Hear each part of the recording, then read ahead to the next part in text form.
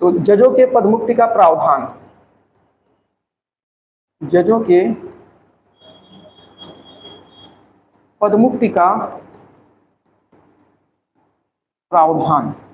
अब जजों के पदमुक्ति का जो प्रावधान है, इसमें पहली चीज ये ध्यान रखिएगा कि अगर हम बात करते हैं सुप्रीम कोर्ट के, ठीक है, तो सुप्रीम कोर्ट में दो तरह के जज हम लोग देखेंगे। एक हो जाएंगे मुख्य न्यायाधीश,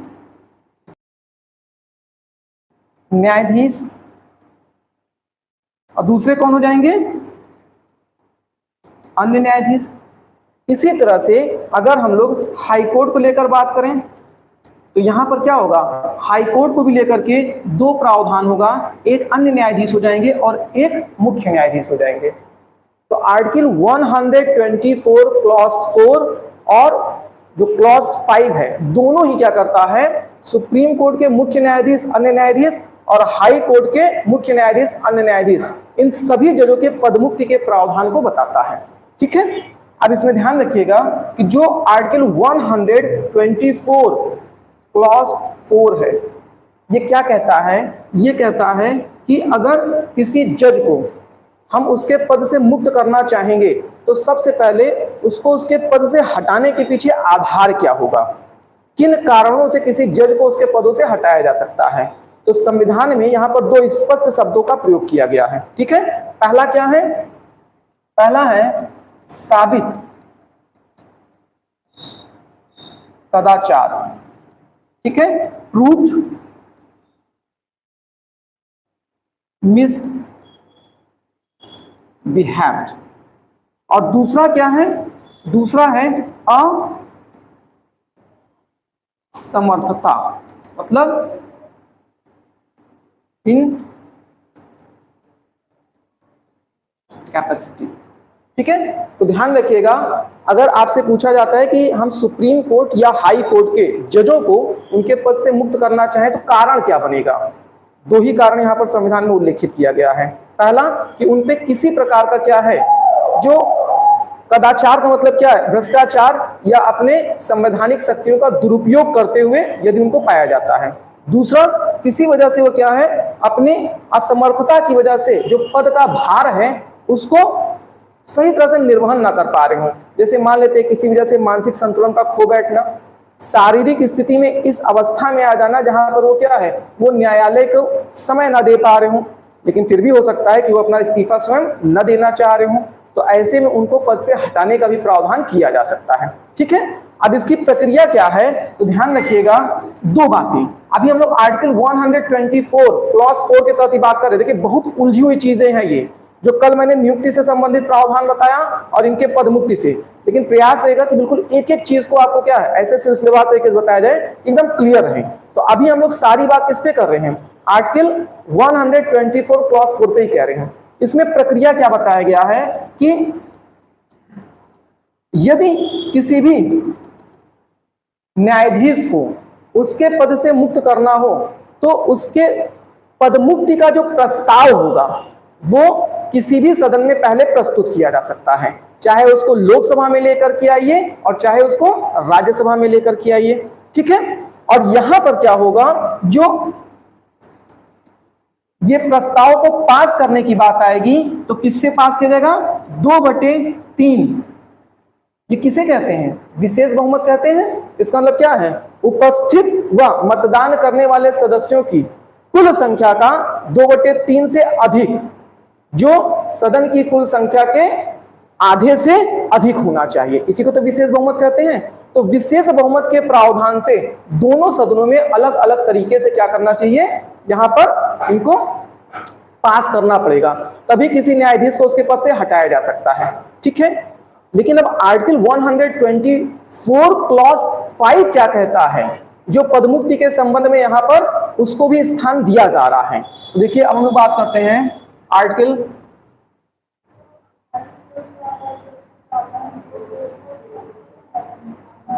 आइए अभी इस पे चलते हैं, क्योंकि ये प्रक्रियाएं जो है ना वो 17 के तहत वहां पर चीजें हैं, लेकिन मुख्य रूप से पद हटाने का जो प्रावधान यहां से चलेगा।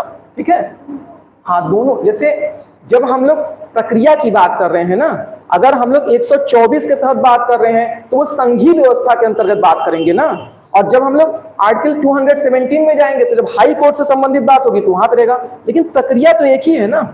यहाँ पर प्रक्रिया हम लोग एक ही बार पढ़ेंगे, ऐसा नहीं कि वहां पर फिर 217 को लेकर के हम लोग प्रक्रिया को फिर से बात करें।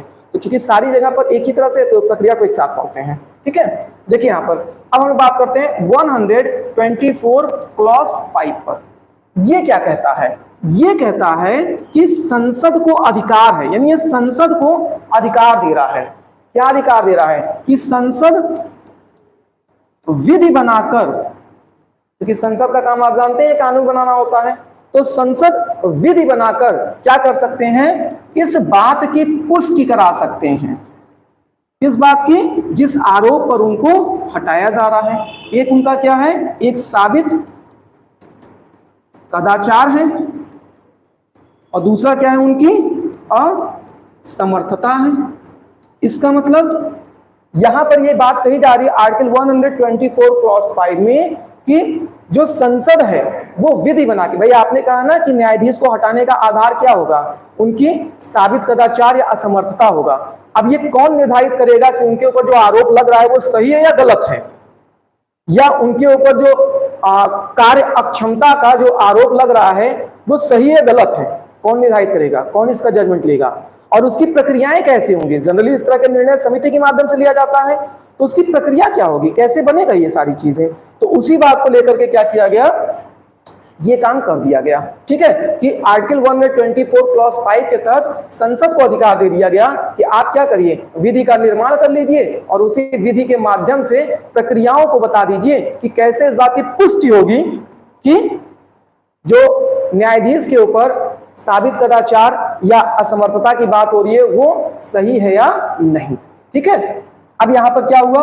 फिर इसी को लेकर के एक एक्ट बन गया जो कब का? 1968 का। और ये एक्ट क्या है? जजेस इंक्वायरी एक्ट। जजेस इंक्वायरी एक्ट, ठीक है। ध्यान रखिएगा ये जो जजेस इंक्वायरी एक्ट आ रहा है कब का है? 1968 का। देखिए यहां पर जो आधार दिया गया है कि इसके माध्यम से क्या होगा? एक समिति बनेगी, एक समिति बनेगी, ठीक है। और ये समिति कैसी होगी? तो ये समिति होगी 3 सदस्यीय समिति होगी। इन 3 सदस्यीय समिति में पहला कौन होगा? तो पहले हो जाएंगे सुप्रीम कोर्ट के एक न्यायाधीश।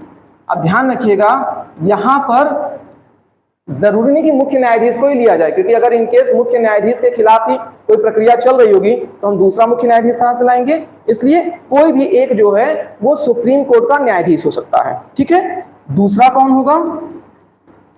दूसरा कौन होगा? तो दूसरा होगा हाई कोर्ट का मुख्य न्यायाधीश। मुख्य न्यायाधीश, ध्यान समझिएगा इस बात को। अब चूंकि हाई कोर्ट तो कई होते हैं ना, इसका मतलब क्या है? किसी भी हाई कोर्ट के मुख्य न्यायाधीश को यहां पर प्रावधान मिलाकर रखा जा सकता है, ठीक है। और एक तीसरा कौन होगा? एक पारंगत व्यक्ति। तो यहां पे आप ये भी कह सकते हैं कि जो एक पारंगत विधिवेता हो, ठीक है। अब ये क्या होगा? 3 सदस्यों की समिति बनेगी। इसका मतलब क्या है? इसका मतलब ये है कि अगर हम लोग बात करें तो अब आर्टिकल 124 क्लॉज 4 और जजेस इंक्वायरी एक्ट जो 1968 है, इसी के माध्यम से क्या होता है? जो न्यायाधीश होंगे उनकी पदमुक्ति का प्रावधान चलेगा। आर्टिकल 124 क्लॉज 5 तो केवल सहारा दिया, जिसके आधार पर क्या है? ये कानून बना है, ठीक है। अब ध्यान रखिएगा ये जो पूरी प्रक्रिया है अब इन्हीं दोनों के माध्यम से चलेगी। तो संपूर्ण प्रक्रिया क्या है? संपूर्ण प्रक्रिया यह है कि यदि जज मुक्ति का किसी के खिलाफ भी जो प्रस्ताव है उसको लाया जा रहा है, तो अगर वो लोकसभा में लाया जाता है तो कम से कम 100 सदस्य, और यदि वो राज्यसभा में लाया जा रहा है तो 50 सदस्य। लोकसभा में लाया जाएगा तो 100 सदस्य और राज्यसभा में लाया जाएगा तो 50 सदस्य। उस पर क्या करें? पहले अपना हस्ताक्षर करें, ठीक है। अगर जैसे आपने कहा ना कि भाई किसी भी सदन में लाया जा सकता है, मान लेते हैं पहले आप लोकसभा में ला रहे हैं, तो लोकसभा में लाने का मतलब क्योंकि संख्या वहां सदस्यों की ज्यादा है, इसलिए कम से कम 100 सदस्य आपको इस बात की सहमति दे कि हाँ हम सहमत हैं कि इनके खिलाफ कार्रवाई की जाए। और वही प्रक्रिया अगर राज्यसभा में लेके आते हैं तो कम से कम 50 सदस्यों की सहमति अनिवार्य है। ठीक है, अब जब ये प्रस्ताव लाया जाता है तो उस प्रस्ताव से 14 दिन पूर्व क्या होगा, फिर जो जज होंगे उनको क्या दिया जाएगा, एक नोटिस दिया जाएगा कि आपके खिलाफ प्रस्ताव आया है, कैसा, पदमुक्ति से संबंधित। यदि वो चाहें तो स्वेच्छा से क्या कर सकते हैं, वो अपना इस्तीफा दे सकते हैं, त्यागपत्र दे सकते हैं। ठीक है, अन्यथा अब क्या होगा, अब जो आपने देखा कि जो जजेस इंक्वायरी एक्ट आई थी, ठीक है, उसके तहत क्या होगा, जो 3 सदस्यीय समिति बनी हुई है, ये 3 सदस्यीय समिति क्या करेगी, इनके ऊपर लगा जो आरोप है उस आरोप की क्या करेगी, जांच करेगी। और जब आरोप साबित हो जाएगा तो ऐसी स्थिति में फिर क्या होगा, आरोप साबित हो जाने के बाद फिर इसकी प्रक्रिया क्या होगी, सदन में जाएगी, सदन की प्रक्रिया में जाएगी। इसका मतलब क्या है, इसका मतलब हो गया कि अब अगर लोकसभा में पहले जाता है तो यहां पर क्या होगा, 2/3 यानी विशेष बहुमत से ये पास होना चाहिए। उसके पश्चात फिर क्या होगा, ये राज्यसभा में जाएगा और वहां पर भी क्या होगा, 2/3 बहुमत से पास होना चाहिए यानी विशेष बहुमत से। और तत्पश्चात फिर क्या होगा, राष्ट्रपति के पास जाएगा और राष्ट्रपति क्या करेंगे, उनको उनके पद से मुक्ति दे देंगे, यानी तब जाकर अंतिम स्थिति में पदमुक्ति का प्रावधान पूरा होगा। बस ने तो प्रक्रिया तो सरल है। प्रक्रिया क्या है, किसी भी जज को यदि उसके पद से निष्कासित करना होता है तो सबसे पहले लोकसभा या राज्यसभा जिस भी सदन में जाएगा उसमें, अगर लोकसभा में जा रहा है तो 100 और राज्यसभा में जा रहा है तो 50 सदस्यों का क्या होना चाहिए, हस्ताक्षर होना चाहिए प्रस्ताव लाने के लिए। अब ये जब प्रस्ताव आएगा तो उससे पूर्व जो है, मतलब 14 दिन का समय जो है वो न्यायाधीश को दे दिया जाएगा कि आप चाहें तो स्वेच्छा से इस्तीफा दे सकते हैं। नहीं अगर देते हैं तब समिति बनकर उनकी जांच की जाएगी। जब जांच की जाएगी और जांच में यदि वो दोषी पाए जाते हैं तब दोनों सदन में विशेष बहुमत से पास करा लिया जाएगा और उसके पश्चात क्या होगा, ये अपने पद से मुक्त हो जाएंगे। ठीक है, अब इसमें कहां से क्या प्रक्रियाएं जुड़ रही हैं, तो अगर आप देखिए तो ये जो पूरा समिति का प्रावधान है और ये जो 100 सदस्य और 50 सदस्य का प्रावधान है, समिति और 100 सदस्य 50 सदस्य का प्रावधान, ये जजेस इंक्वायरी एक्ट से आ रहा है, जजेस इंक्वायरी एक्ट से।